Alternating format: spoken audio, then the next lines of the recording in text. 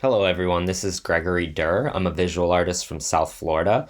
And this video is of an interview done by Batia Lowenberg. She spoke to me about my art, my process, my background as an artist, and my exhibition that is up at Bailey Contemporary Arts currently called Pages from the Big Book. Artist Talk. I did want to give a little bit of a background for Batia, who's our moderator.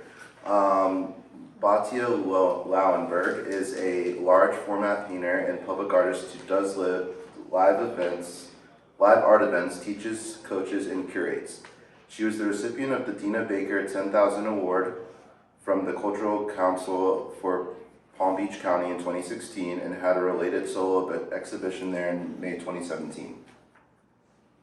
Office, let's see, it's a long bio, so I'm going to skip a little bit. Her work has been shown and collected here and abroad, and she is currently represented by Galley Fine Arts Collections and Mural Mica Gallery online at this time, both in Miami, Florida. And we thank her very much for being here.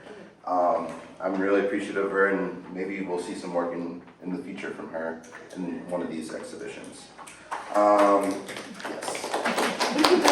And then now I'm going to introduce Greg. So Gregory Dirr, he was born in 1986 in Miami, Florida. He was awarded the Silver Key for portfolio by the National Scholastic Art and Writing Alliance in 2004 and graduated from Ringling College of Art and Design in 2008. He won Best of Core and Best of Fine Arts awards. His focus on ecologically sourcing materials and experimental processes is what makes his art distinctive. His work has been exhibited in art fairs such as Scope, published in numerous magazines, and collected by galleries and art buyers internationally. Not only that, he's also an artist in residence here at Baca. So what that means is that he has a studio upstairs, and he was the Artist of the Month in, was it December? Yeah. Yeah, and he had an amazing exhibit up there. One of my favorites. Me too. Yes, it was beautiful. And you can find more of Gregory's art on his website, gregorydurr.com, his Instagram at Gregory Dirr, and his Facebook at Gregory Dirr Art. So, Yay! we're going to get started. We have a lot to talk about, but first of all, welcome. Let's imagine we're like at a Paris art salon.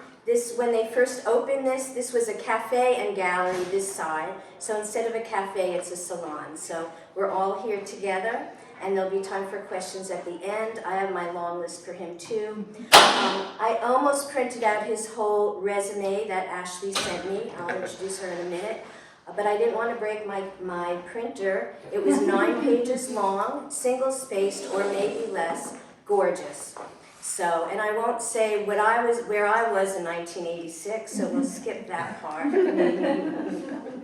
Way past college, let's just say that. So I'm first going to read the statement if you haven't, and I've been staring at his work. I was here, saw the show and upstairs, and then I was studying the work online.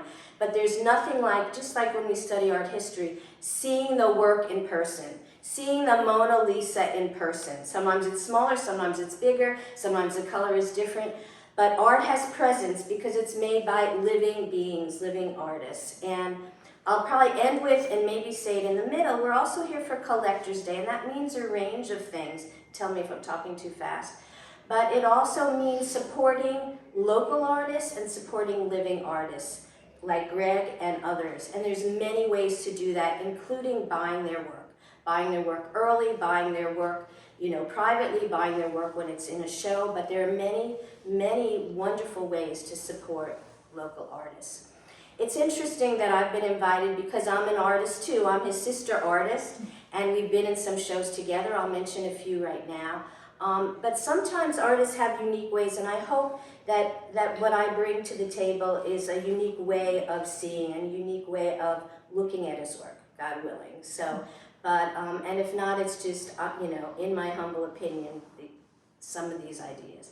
So it's wonderful to see the work again live. It jolted me because I remembered like 8 small works on the wall, and I came when there was an event happening, and Ashley brought me through really quickly. But then when I walked in today, it was like, wow, it was like each work just came alive to me. It was a very exciting moment. So treasure those exciting moments of mystery and wonder when we visit art, you know. This is my mom, Ellie, here, and her boyfriend, Joseph, and my mom raised me with creativity, sent me to this lady's apartment at 8 years old. They didn't have acrylics then, dare I say. Acrylic paint was not invented yet. So I'm walking with my wood box of oil paints, bigger than me at 8 years old, to the, but anyway, welcome, we just started. So my dad was artistic and my uncle wasn't a professional artist. So I don't even know why I'm saying that, but it's Family Friends Day, right? So we're here. So I'm going to read his statement in case you haven't, and then I wrote like a thank you essay when I saw his show upstairs, and Ashley brought me through his show upstairs. It was an amazing experience for me, you know. And I heard a quote somewhere that something like that, artists don't paint a picture, they're in the middle of an experience, you know. So our process is a big part of our artistic journey, and it's more than that. We want the viewer to have that too. When I saw the show upstairs, I was so wowed by it, and I saw this show too. And then I came home immediately and needed to write an essay, you know, about it. It was a thank you essay. And I didn't plan to be here today, but Greg and Alec talked about it, and they thought, well, invite you to talk about the work. So I'm a fan, if you can't tell. And again, I'm digressing and prefacing. I want to give a big shout out to Ashley Bremser, who is Greg's partner on every level, and she is a beautiful, amazing woman, an artist and administrator and marketer and promoter of Greg's work, and all artists deserve that kind of support, and I'm so glad that Greg has that and that Ashley has that. So she's in here too, and some of the girls even look like her. They look like him, they look like her, and she's amazing. Let's just give Ashley a hand. The artist life is not easy, and when you notice, if you ever do see his 9-page CV resume, which will be longer probably by the end of this year, maybe 11 or 12 pages, you notice that it's also a life of having a hustle for things, and everything that Greg does is art related. He works and he helps collectors with their art collections. He does murals, he does public art, he does commissioned work. And so Greg is an artist, you know. He lives and breathes art and supports both of them and helps his parents.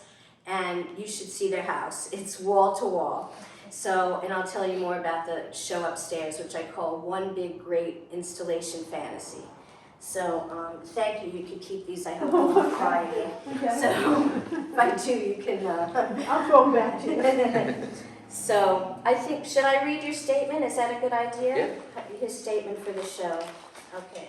Some of these you'll notice I'm into reuse too, so you'll see the backs of my papers. They may have totally other information on it. So this is what he wrote. I think the sign was, it moved or it's over there? There's one over there. Oh, okay, fabulous. Okay. So he calls this show Pages from the Big Book. Okay. This solo exhibition highlights significant works by Gregory Dirr in a series called Pages from the Big Book. This culmination of work is an epic narrative exploring the dualities of existential themes, love, evil, fear, death, birth, just a few light times. Without using pages, this story is told through whimsical and chaotic scenes interpreted differently by a spectrum of reoccurring characters. While approaching traditional and experimental processes, this body of work is characterized by differing media specific to each piece, and you'll notice that too, that he's adept at so many media or mediums. And at the end of another statement he sent me, I just wanted to quote this. At the core is a bittersweet depiction of what it is like to exist. A bittersweet depiction of what it is like to exist. So he's dealing with everything there, and I really love that. He went into more depth, and maybe he told you before, or if you have questions, he could get more into the narrative details. I don't feel like that's my thing to do, and I might mess it up. But I just want to say that sort of ironically, but I believe it's not a coincidence, I happen to be a long-term student of the Big Book, of the Bible, and actually a teacher. I'm teaching with the UFT now, the Art and Bible, believe it or not. Wow. To Jews, Catholics, atheists, Protestants, born-again believers, the whole gamut, white, black. So it's just interesting that, well, I'll start off by saying he called it the Big Book, and it had a reason because there's a reference to the Bible, which is called the Big Book. And it's a parallel universe to the Bible, to me, in a lot of ways, because he's dealing with ethical issues, he's dealing with miracles, he's dealing with the divine, he's also dealing with many people's interpretations, and many people maybe against good and many people against evil. But one of the things that I find, I have this great sentence I wrote somewhere, if I could find it in my notes, is that my sense is that, and you have to look for it, but I believe that that's the core of Greg. My sense is that, should I slow down a little? Oh, it's okay. You can hear, okay. So, is that there's a moral universe that he's wrestling with and depicting. He's almost, in some ways, like the puppeteer, like playing creator to all of this, but on the other hand, he's very humble, and he himself has many different points of views. And his characters take on these different points of views. And so I would call him, maybe he's the puppeteer in the background creating all this, but really a seeker, you know? So I would call Greg a seeker and a seeker of truth. And I would also put him in a bigger context, and I don't want to get fancy schmancy here, but I love some of these words, of, you know, there's three words that dialogue with each other if we study art history or art theory, and they're modernism, we could say it 3 times, modernism, postmodernism, and meta-modernism. And I love meta-modernism. I know that Facebook and them, they took on meta, the meta-universe, the meta whatever. But meta is like above it all, but it's micro and macro. And I see Greg's work in the heart of meta-modernism. And what I mean of meta-modernism, and other people have defined it, is that it's looking back at modernism, and I'll go through that if people want me to, and postmodernism, but coming at the other end, blending the two, but with a certain sincerity and a questioning and a disappointment that generations before haven't gotten things right on this planet yet, you know, but also a hopefulness. And so, you know, he deals with good and evil a lot in fighting, and there's a childlikeness, and something special about that, I think, is, to me, in my sense, from the work he did have upstairs, and make an appointment to see his studio, too, while you're here, you know, is there's a happy ending, and I like that. And the Bible has that, too, but you certainly go through a lot of wars, a lot of homicide, a lot of hate, a lot of this, and there's a happy ending at the ending. So I don't think he's come to an ending. I think he's, you know, maybe hitting mid-career, maybe the beginning of mid-career or something like that, and he has a long way to go. Good time to invest, in parentheses. But you know, he is seeking an integrity in his work, whether it's an absolute truth in the universe and or just, you know, this other thing I'd say about him is he gives himself permission to be free. You know, he's not following any trends, and he wants to sell, and he does sell, but he is not doing work in order to sell.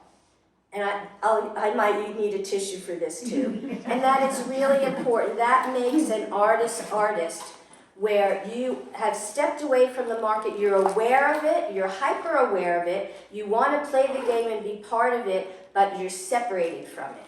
You know, and in religious terms, I'd also almost call that consecrated. He has taken himself, separated from the world, and is committed to his own vision and giving his inner child and his inner man freedom to play, to work. You know, with artists, it's a combination of play and work. It's a combination of labor and doodling around, you know. and I'll ask him questions more about that, because I think each of his works depict a different part of an artist's practice, you know. So where was I now? I'm zooming around here. Just, you know, that's something about Greg's work and Greg that I really appreciate, is that freedom.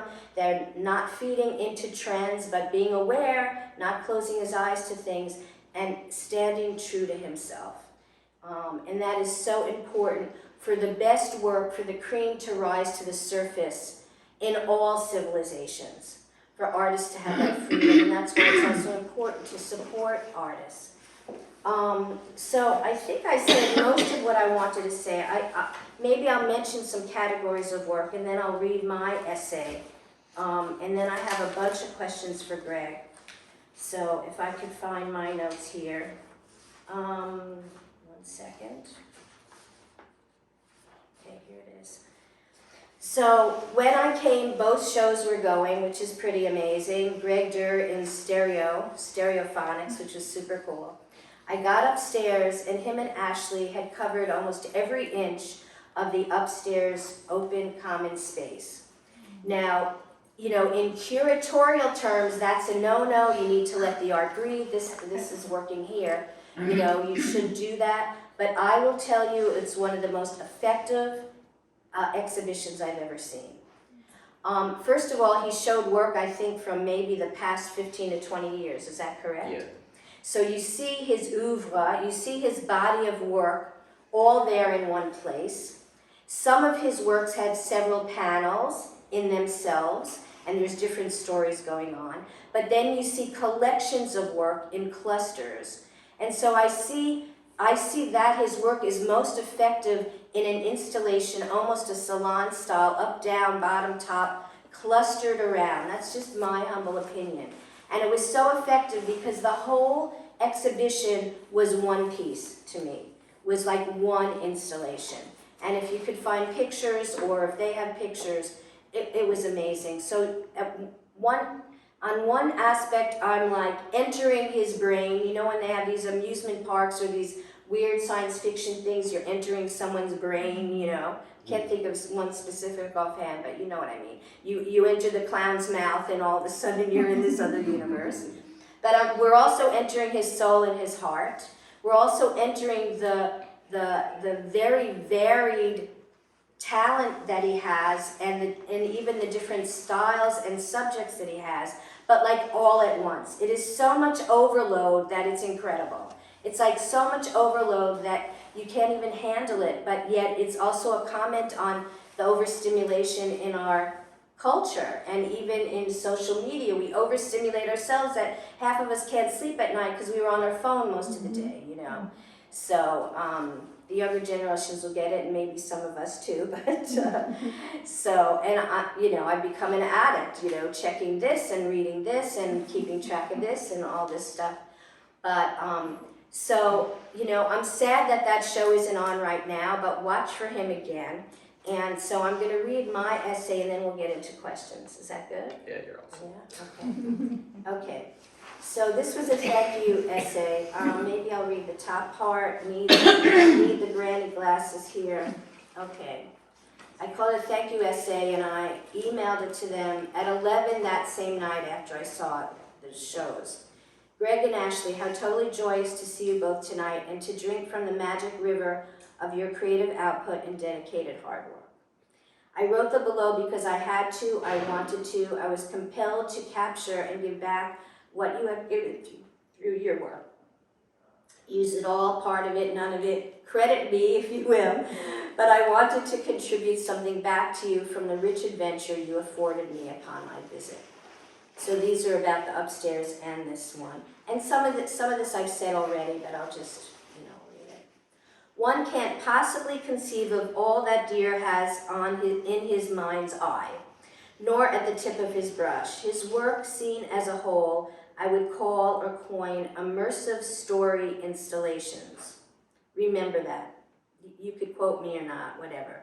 Immersive story installations, I'm giving it to you for free. Thank you. And actually is most effective, in my humble opinion, when he fills up walls and walls of it hung salon style.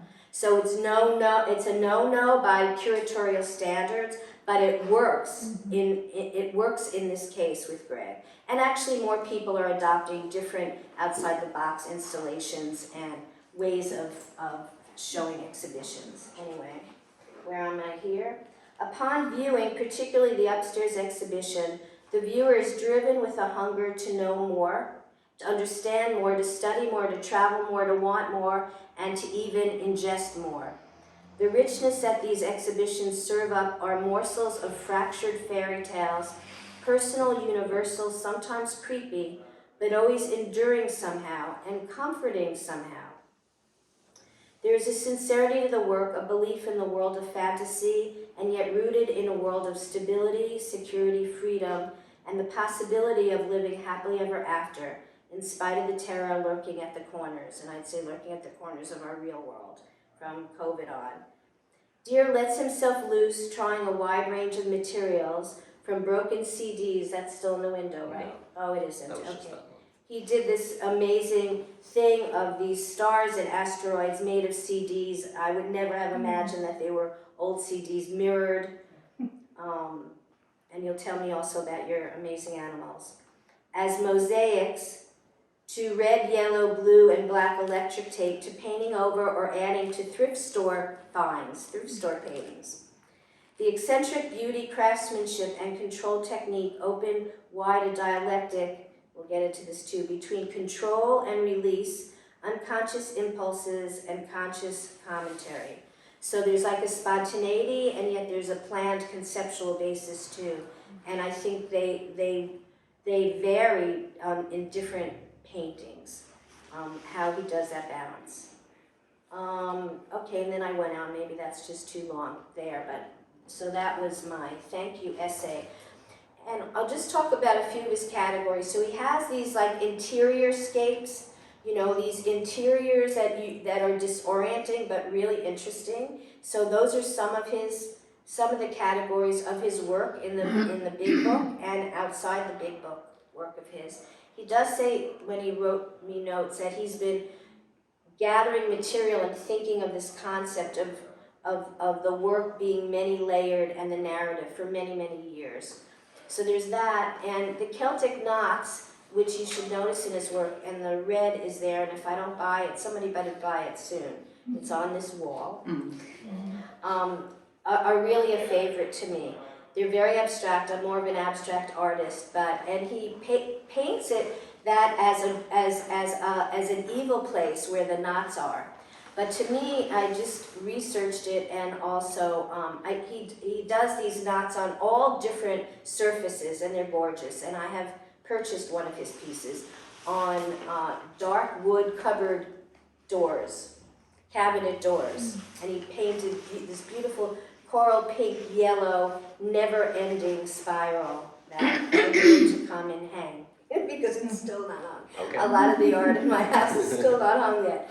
But, so he's done collaged Celtic knots, he's done graphic Celtic knots. They're gorgeous, they look like perfection. And when I look them up, Celtic knots come from paganism, pre-Christianity in Ireland, I think mostly in Ireland.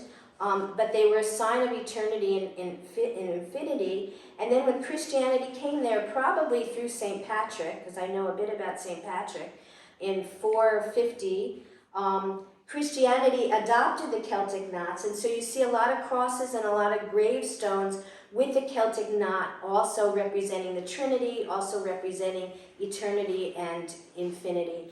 And it's just so beautiful, and it looks easy, but it also looks hard. If you stare at those works of his, it is not an easy thing to do. There's no beginning and end. The lines, the width are perfect. They're truly amazing. So I want us at some point to really stare at that red painting, and there's many layers. There's a landscape in there. He's also done other processes, maybe we'll get into it. It's a really beautiful piece, and it stands on its own. And the other thing about artists is we have our story about paintings and what they mean in our series and what we're doing, our motivations, our inspirations. But there's always room for the viewer to bond in their own way and have their own story or their own reference point. So I'm coming counterpoint to him, where the Celtic knots are is the dreaded dredge, but to me they make me so happy, you know, and that's okay. Okay, where am I? Okay, and then he has the characters. Then he has the landscapes. This gorgeous landscape, and he probably did you build the frame? Yeah. And he built the frame too. I mean, come on, folks. This is furniture. You know, this is like high art furniture. It is so gorgeous, so incredibly gorgeous. Here's another landscape. My mom noticed this immediately. She liked that. This is interesting. So, you know, he's dealing with the music of the spheres here. You know, and this one's one of my favorites. An interior one harks back to history, to future, to mystery, history and mystery. So, okay, so I'm going to try to be a little quieter now, and we'll go into the questions section. I love it. You're awesome. Just like fill in the blanks. I don't even need to say anything. No, you're great. Okay, thanks. I appreciated your rapt listening. So. Okay, so, and he didn't want me, I have 10 or 11 questions here. We'll see what we get to. He didn't want the questions beforehand. So his work is so exact, and yet he wanted the freshness of hearing them for the first time. And that's amazing. I mean, control freak, give me the questions. They better be the same questions you ask. I'm going to study them. I'm going to write for a few weeks, and I'll come in all prepared, you know. So, but he wanted the opposite, which more power to him. That impresses me. So, I mean, both ways are okay, but that impresses me. All right, so we're going to start here. I'm going to put all this stuff here. Oh, and just a shout out, he's in 2 other shows right now. Make a studio visit appointment with him. Look at this show again after he speaks. See if you see something in a new way. He has a piece in a show we're both in up in West Palm Beach, Resource Depot, which is a wonderful reuse store. They have materials of all sorts. We both got selected for a show. There's 19 artists in it. It's up till March 4th. In fact, they're having a workshop today too. There's a piece there. And he also has Your Animals at the Cultural Council. I wanted them to be here. I know. Jessica, come on, girl. Okay. So we also, several parallel things, but he's certainly far surpasses what I've been doing. So during COVID, which is still going on, but West Palm Beach offered grants to local artists. We had to apply, we had to make videos. They chose 15 artists, gave us all $6,000, which is a lot for an artist. I mean, you couldn't quite buy a used car for that, but, you know. So, and Greg did these amazing animals. He called it Animal Spirits? Spirits of South Florida. Spirits of South Florida. 3 animals made, and they look like they're stained glass. They're made out of recycled materials. And 2 of them, one got vandalized, unfortunately. We need to mourn that on many levels. But 2 of them are up in a show about the environment at the Cultural Council right now. I haven't been there yet. My friend and I were supposed to go to the opening, and we're like old ladies. We couldn't get it together, you know. But I do want to get there. It looks like a really great show. A lot of local artists representing, and a lot of strong work in the show about dealing with climate change. And so I wanted the animals here with us today, but the curator up there took them for that show. So that's at the Cultural Council in Lake Worth. Okay, so I'm doing uninhibited promo in the middle of all this. Okay, so number 1, tell us, Greg, a little bit about, and do we say Deer or Dirr? Dirr. Dirr. I've gotten Deer before. Okay, but yeah, Dirr is, okay.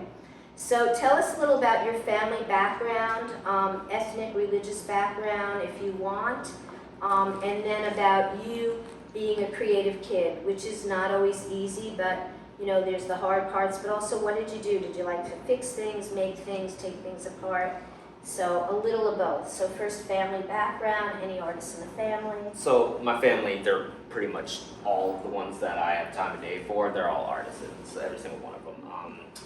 My grandfather makes like fine crafted jewelry. Like one year when those Tiffany bracelets, you know, the one where the thing went through the circle, he literally made verbatim those and gave them all to the girls.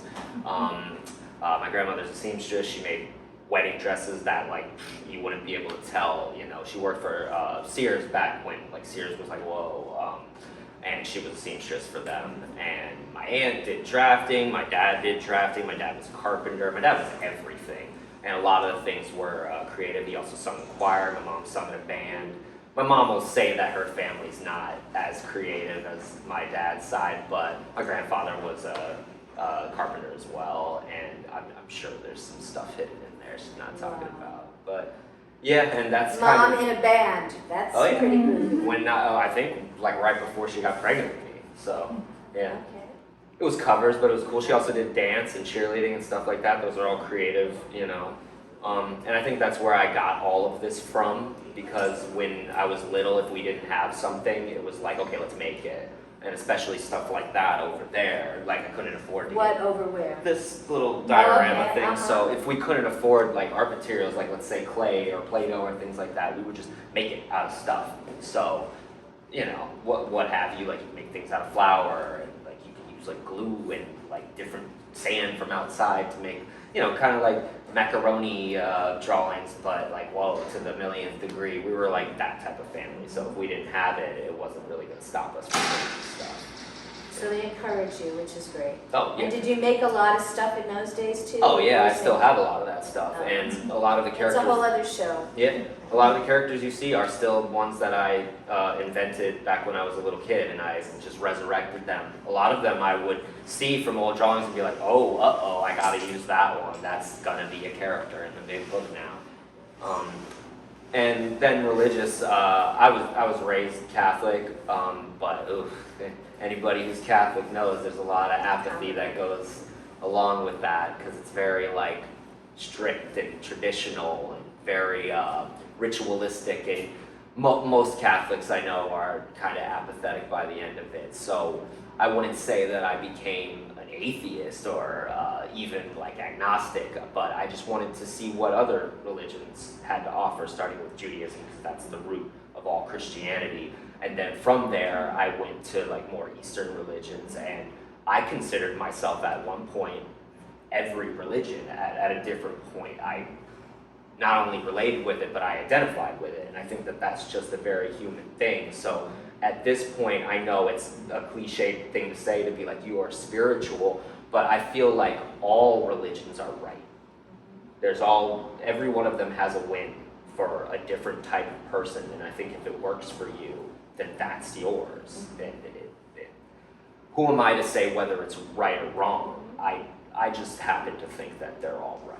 You know, there's something very human about it, and I think it's natural for us to want to seek answers. I do believe that there's a lot of wrong with it, and I think that's in the human context and how we interpret it and speak it to other people, but there's still something in there that's real, you know. That's just what I feel.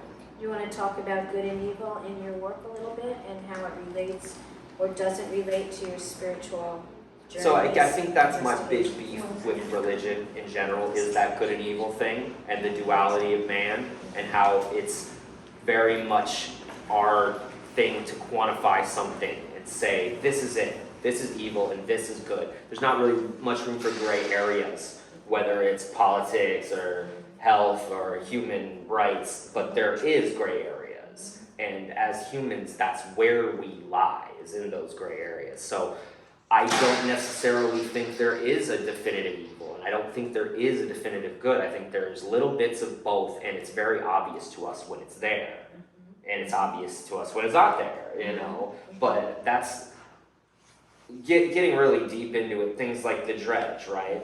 It's not necessarily evil, it's the representation of evil, and then that's what those characters decide to interpret what evil is. But it's all the same. Everything in this world that I've invented is one.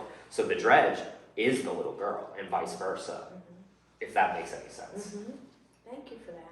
Do you feel, I mean, I feel it in your work, but you may not think this way. Do you feel like there's a happy ending that with the clash of good and evil in the work and in the narrative, I know the ending. or at the end of your And life, maybe you'll. I don't think people will interpret it as a happy ending, but Oh, you have an ending Oh, yeah. to this narrative. Okay, But I didn't know. I- Did you know? I don't know the ending because he hasn't. I told you once, and you were like, I don't think I should be hearing this. Yeah, and so it's like it's.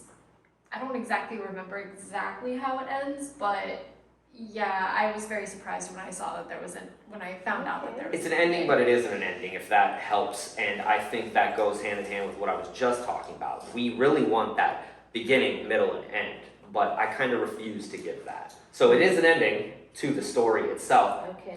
but it kind of just loops back in on itself and Do you makes want it to more say what it confusing. is, or do you want to wait till people see your next few years of your work? Or It's not really like the Alfred Hitchcock, M. Night Shyamalan, like pulling the rug out from under you ending. So I don't really care, but nah, I don't want to. This is interesting. A secret ending. Yeah, Okay. it's somewhat important, and the build-up is kind of important to it. Interesting. Oh, I love that. Okay, so then we're going to skip to Ringling College of Art in Sarasota, right? Yes. Tell us what it was like there. Do you feel like it helped you, hindered you? Some teacher, what was the experience like? Because you came in probably gangbusters Oh, yeah. with a lot of talent and craft behind you already. And undergraduate is also different than a master's program where you can develop your own voice, but there's still that encouragement. But did you find it encouraging or discouraging, or a combination of both, or maybe there was a favorite teacher? So highlights from your college experience, what you tell other people going to art school. It's like you said, it's a little bit of both. There are some professors where I still talk to them, not regularly, but if they mention something online, I'll be like, hey, how's it going? How you doing?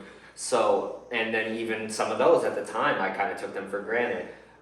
Everything's a lot clearer in retrospect, If I could go back, I would probably enjoy it a lot more. But I was also really young. I was fresh out of high school, and it was my first time experiencing the real world or whatever. I lived alone for 4 years, and I have 3 older brothers, so I had a house just always crazy all the time.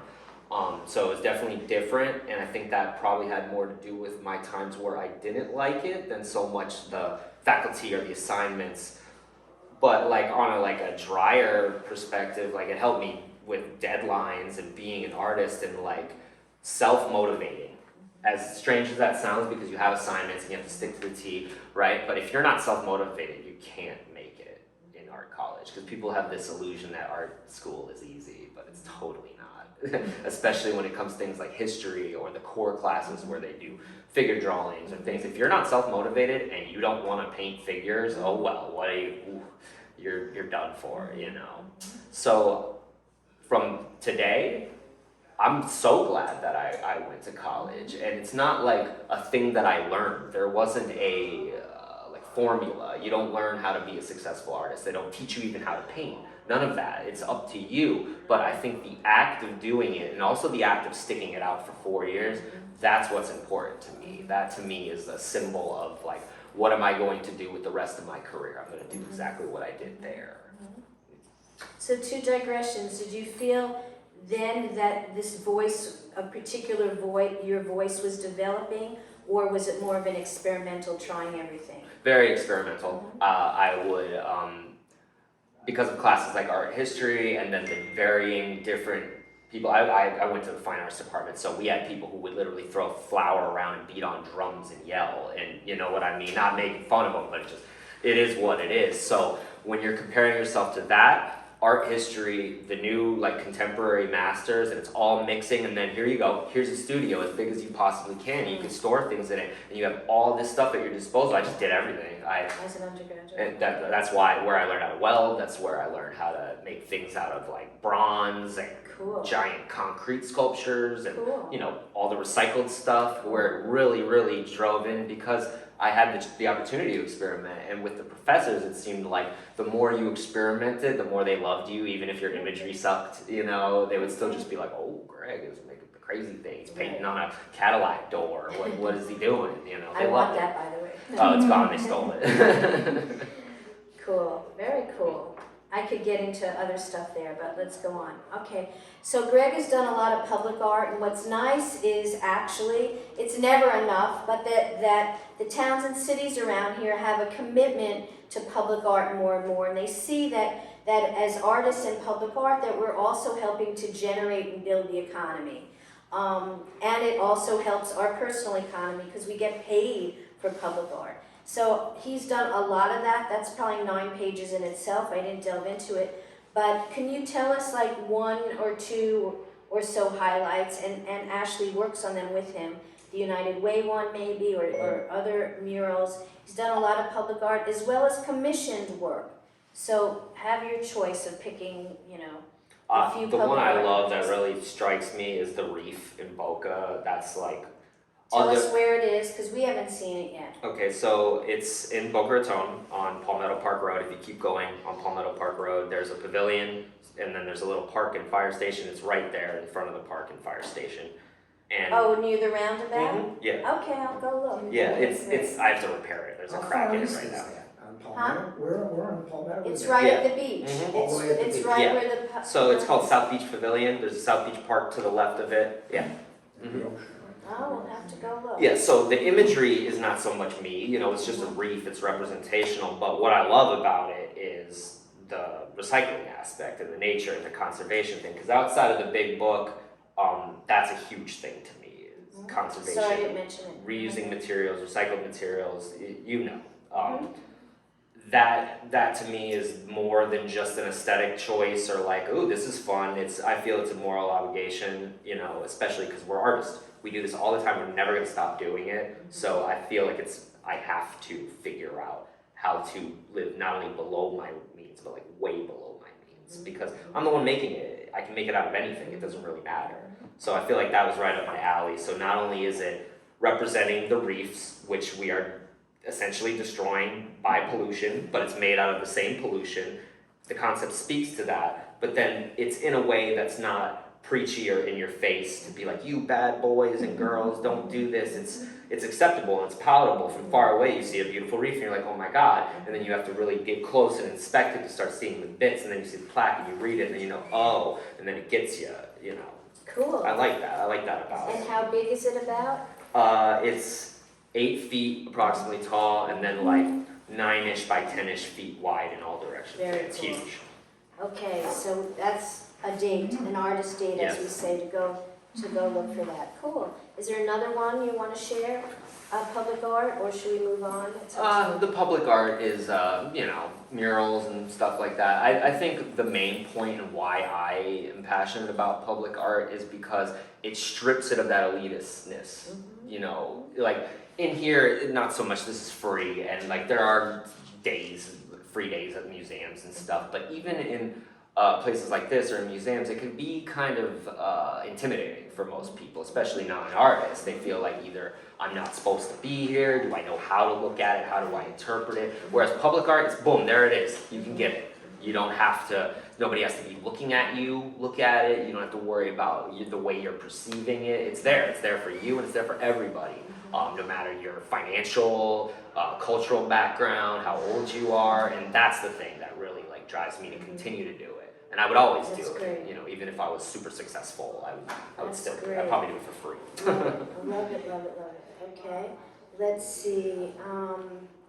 Let's go to the big book, this show, and what would you like people to experience when they look at the paintings in here? And you have a specific narrative going, and you want people to get that, but also it's open-ended. So what would be your highest pleasure of people experiencing the work as a whole and individually? It's a weirdish question, No, but I understand. I feel like for me, it's less about an understanding. I do not care if people even care about the narrative. What I want is just for somebody to get even the slightest bit of catharsis that I feel through making it from just looking at it. Because I don't get any more catharsis once it's made. It's here, this is great, everything you're saying is giving me that feeling, but the pieces themselves, I'm glad that you could take it away. That, to me, is heartfelt. Like, last night I saw somebody looking at that, and they were literally having an experience. And I was just like, okay, that's awesome. Like, I don't get that right now by looking at it, but if you can, holy crap, like that's the best feeling in the world. Like one time I made my grandma cry by giving her a painting. That to me, one of the most impactful moments of being an artist than anything else, you know. We make it. Once we make it, it's done. We've done it. You know, that's what I hope. Not so much whimsy, not so much make them happy. That's great and all, because that's not really necessarily a happy painting, right? But it gave somebody a deep emotional feeling that they didn't know that they were going to have. They just came in here off the streets. They were probably, you know, pessimistic about what they're going to see. And the fact that somebody can take anything away from it, let alone that, is awesome to me. So to have an experience, I think it's interesting too, because I teach a lot on abstract art, and either people interpret it just as simple design and pretty or not, or they feel they don't understand, or they feel like their kid could do it, Mm-hmm. So it's like, I think people sometimes need help to learn to see how to see and to understand the work, and also to bring your own experience to it. So I like the word experience. There's a favorite piece of yours I might get to that I'll tell you, okay? I'll tell you an experience that I had with one of his pieces, so we'll talk about it. I forget the name of it, but it's the green host animal piece. Mm-hmm. Yeah. Okay. Yes. So he has kind of this amorphous outline, and then I look closer, or I don't know if I realized it before I read the title or after, and there's this tiny little city in detail going through like the middle of the painting, and then I step back and it's actually an animal, a green animal that's like half flora, half fauna, and he's hosting as if it's like a biological thing, like from out of him the city is springing up. And I love the piece. It looks like perhaps a child could do it, almost like finger painting, and at the same time it is so highly sophisticated, abstract, and spiritual to me. So I kept being drawn back to that piece and back to that piece. So I love the idea that you said you want people to have an experience. It's sometimes, not always, it's a two-dimensional flat surface, but to interact with it and actually have a personal experience, and maybe not even try to understand, but like, what is how is my body responding? How is my soul responding? So, Alp, you're looking at your watch. Are we cool? No, we're good. We're good? Yeah, Okay. I didn't get notifications. I lost track of time. What time is it? We've been going for 45 minutes, so about Okay. 15, 20 minutes. Yeah, that's great. Okay. Da-da-da-da-da-da. Great. All right. Oh, these are good questions, I think. Anyway, so this is about your process or your art practice. So I see in some of the work, like upstairs, he had a lot that seemed to start, sorry, I don't mean to have my back here, as doodles, and then developed into some kind of story, and then he brought a few different pages together. So to me, those seem possibly more spontaneous, where you just start with something and see where it goes. And then I see some of his works as maybe more planned out, more conceptual planned out. So I want to ask you about that spectrum, and is that throughout every work or different works or just different parts of you? It's every work, definitely. That's a huge part of my process that you're bringing up, is this, like you said it before, I like the way you worded it, of work and play. I feel like if you don't have both of those, like, yeah, you could throw yourself into the work and you'll have these really like amazing polished things that just look beautiful and they wow people, oh my goodness, but you won't have that other thing that was the initial spark that led you to that polished thing. So I feel it's 50-50 for me. I need that lucid, not thinking, just making marks and mapping or doing craziness, you know what I mean? Mixed with the planning. So the experimenting leads to the planning. So I'll do like your piece, the knotwork one, the ether piece on the wood. That's like one of like 4 or 5 that led me to that point where I can make that perfect piece, but it was because of experimentation. You've seen how the knotwork has grown, that new way that I do it that's more calligraphy, where like it's thicker and thinner, it looks more like smoke. That was not, I haven't done that, that's new. Oh, go back you know. a second. I didn't know you said knot work. I thought you were using like a Dutch term or something. Oh, The knots. yes. Okay, go just step. Yeah, back a so second. that That's way of doing it in your piece, where it's more like calligraphy, where it's not, I usually, as you've seen in the past, it does the consistent lines, right? That was just by mistake. That was because I was using a calligraphy pen, I had 5 minutes, and I was just like, no, let me do one really quick, and then I was like, uh-oh, that's a thing, that's how I'm gonna do it. And the same thing with the vinyl renditions of them, where I just put vinyl on things. All of that was because of a win. I did a printmaking company, I had all this excess vinyl that would be cut off at the end of them. So one day I was like, what am I doing with all this vinyl? Coated a surface with it, and just looking at it like, well, I guess Celtic knots would be easy to do. And then I cut them out, and maybe it was gonna be a stencil, maybe it wasn't. And then I looked at it and I was like, no, the vinyl's fine. That led to a whole body of work. So do you see what I mean? Like the Celtic knot part is what was planned, but my process and how I'm gonna do them, God only knows, I don't know. And I kind of leave that open because like, how boring would it be if all I did was the perfect Sharpie drawings of them, which you've seen? They're great, and I could do those to infinity, but seeing them all in their different ways, especially what it means in the big book, it kind of lends more to their meaning if there's these different renditions of the same thing, you know? So like even a piece like this came from just looking at a t-shirt where I saw mountains with like lines. It was kind of like 70s looking design. I was like, oh, that would be nice if there was mountains with just like solid color lines, and then it grew into something else. A lot of our really good ideas start from these very, very simple thoughts. So you didn't plan all of this ahead of time? And I let it grow as I'm making it. So there is planning involved, but how far that planning takes me, I don't know. You know, I let the piece kind of Great. grow.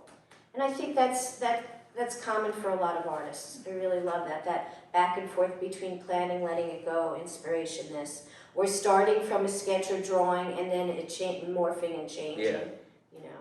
I mean, even the lucid part, the doodling aspect, that can become tiresome if that's all you do, because you can get lost in the easy process of repetitious motions, right? So that seesaw and going back and forth, it kind of like gives you that breath, you know, to be like, okay, you know, it's kind of like when you know what you're going to do on a large painting, but you're just filling a certain area with color. There's something about that that's like nice, to just fill an area with color and then see it done. And even though you know the painting's not done, you're just like, oh, that was fun, you know? Cool, very cool. Okay, and we'll open to other questions after.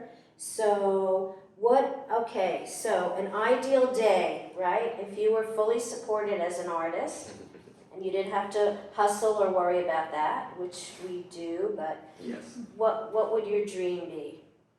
Or for both of you? For art or for life in general? Both. Art Okay. and life. They're connected, you can't quite separate them. I feel like it would just be more seamless and less of a thing that we have to will into existence. Because whatever it is, whether it's art or our spare time, we have to like make that happen with like an iron fist, because nobody's gonna give it to us. So I'd say not so much being specific about it, it would just be the freedom to decide what those things are. Whether or not we could take a day and just go to forests and do picnics, right? And I don't make any art. And then the next 3 days I just go wild and I make the craziest stuff in the world.